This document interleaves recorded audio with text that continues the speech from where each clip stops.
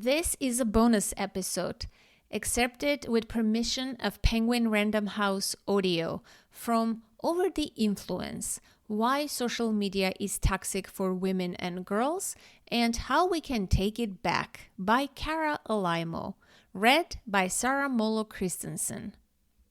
You can also listen to my interview with the author in episode 397, Why Social Media is Toxic for Women and Girls.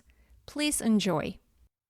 The typical girl's relationship with social media now begins long before she enters the birth canal. That's when many elated expecting parents start sharing sonogram photos and other details of their daughter in development. So-called sharenting is when parents post pictures of their kids on social media, which can include shots of them in diapers and, as they grow up, anecdotes about their embarrassing questions and misdeeds. Children have practically no privacy rights to prevent this from happening, or, crucially, to later demand that tech companies remove it from the internet. That's what bothers Michaela, 15, whose parents are both comedians with public Instagram accounts followed by tens of thousands of people. Michaela's parents love posting photos and videos of her on their accounts, like pictures of her in a Halloween costume, or videos of her dancing or awkwardly trying to figure out how to hit a tennis racket. She hates it so much that she doesn't allow her dad to take photos or videos of her at all anymore, she told me, because she worries they'll end up online. But since she's asked them to stop, her parents now post photos they still have of her when she was younger, which she doesn't appreciate either. Michaela's main worry is that kids in her school will see the posts. It's embarrassing, and it's scary that they might make fun of me, she told me. Most of the bullying in her high school doesn't happen in the hallway, she says. It happens on social media. A lot of times, bullying takes place in group chats on Snapchat, where people send photos of one specific person, she explained. Boys love to do this. They make these group chats and will add random people and be like, "You're so weird." Girls experience online bullying at almost double the rate of boys, according to a 2023 report from the Centers for Disease Control and Prevention, CDC. 20% of girls have to contend with it. Michaela told me she wouldn't mind if her parents posted about her on private accounts for family and friends. It makes sense for a family member to see their niece growing up, she says. It doesn't make sense for Randy, who lives in Texas, to see video of me growing up. I don't know if there's going to be a creep seeing photos of me. Leah Plunkett, a lecturer at Harvard Law School and author of Sharenthood, Why We Should Think Before We Talk About Our Kids Online, says sharenting can be especially detrimental to young girls like Michaela. They're coming of age in a society where girls and women are judged on their physical appearance and ability to please an audience, she says. If girls are raised to please the audience of a parent's camera and become aware that those pictures and videos are going to a larger audience, the message is, you should learn to comport yourself even in your private life in a way that will please us as your parental audience and other viewers. As they grow up, they may keep seeking affirmation by trying to make other people happy instead of focusing on their own needs and desires. And Plunkett points out that putting pictures of kids in the bathtub or otherwise unclothed online sets an especially dangerous precedent for young girls, because it suggests that it's appropriate for them to post photos in which they're undressed in the future, too. What's more, those pictures and potty training anecdotes might later show up in the media when their daughters grow up and try to position themselves, let's say, as serious candidates for political office. We can expect these kinds of scenarios to become increasingly common as the offspring of parents who began using social networks over the past couple decades come of age and become public figures. And as we'll see in Chapter 3, when they grow up, their daughters will likely be judged for this content by especially unforgiving standards, simply because of their gender. Social apps also teach girls to judge themselves unforgivingly.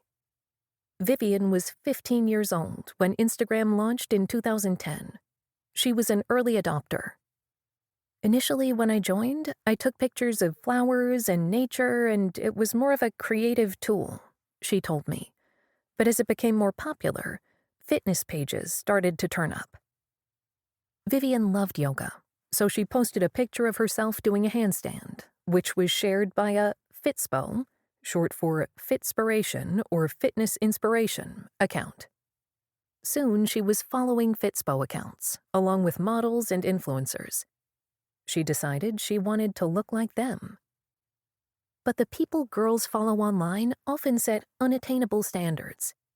Humans don't tend to naturally have the Instagram body. Achieving it usually involves surgery. Unfortunately, that doesn't stop teens from comparing and despairing that they don't look like influencers. I used to run track.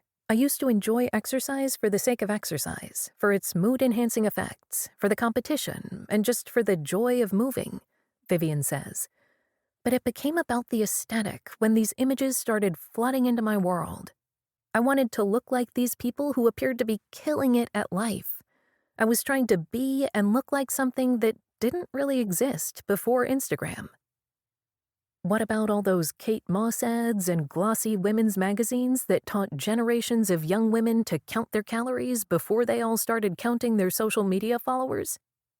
Unsurprisingly, research shows that seeing idealized women's bodies in ads makes girls feel lower body satisfaction afterwards. But past generations of girls didn't necessarily spend hours each day staring at them. On social media, it's the amount of accounts, women, bodies that are put in front of us, Vivian says. It's so easily accessible and in your hands at all times. There's this mass amount of comparison at your fingertips, where you can feel good about yourself and then see a picture and you don't, because you don't look like these things that have been airbrushed. On many Instagram accounts, the women are naturally lean and slender. Vivian, who is white, says, "That's not my body type, and it's really difficult for anyone to change your body's set point." For the record, she's right. Biology, rather than our own behavior, plays an enormous role in determining what we weigh. Identical twins who are raised apart from one another tend to have practically the same weights, while kids who are adopted end up with body mass indexes similar to those of their biological parents. This means that if you want to change your body, you have to go to extremes, Vivian says. So that's what I did. Vivian says high school was already a difficult time. Her parents fought, her classes were hard, she was bullied at school. And when you're that age, you're not thinking clearly, she says. So in high school, she restricted her calories, eating as little as possible, to try to look like the influencers she followed on Instagram. She also did lots of cardio workouts, since that's what she saw recommended on Instagram. And she acted on other information she found on the app.